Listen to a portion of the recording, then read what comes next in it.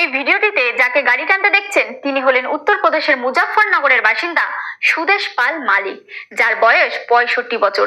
আর গাড়িতে যিনি বসে আছেন তিনি হলেন 92 বছর বয়সী তার মা।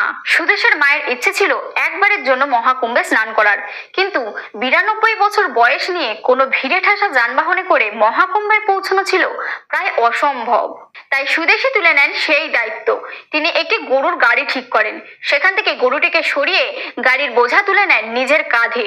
তারপরই মাকে বসিয়ে ছুটে চলেন মহাকুম্ভের দিকে। যেখানে সুদেশ নিজেই একজন হৃদরোগী, তা সত্ত্বেও তিনি প্রতিদিন প্রায় 50 কিমি পথ পেরিয়ে 13 দিনে মোট 650 কিমি পথ অতিক্রম করে পৌঁছান প্রয়াগরাজ মহাকুম্ভ মেলায়। সারা পথ ধরে তার মুখে চলতে থাকে ত্রিবেণী মাইয়া কি জয়, ত্রিবেণী মহাপ্রয়াগরাজ কি জয়, এই ধ্বনি। আর এগিয়ে যেতে থাকেন সামনের দিকে। তখন তার একমাত্র লক্ষ্য মাকে নিয়ে মহাকুম্ভে পৌঁছানো।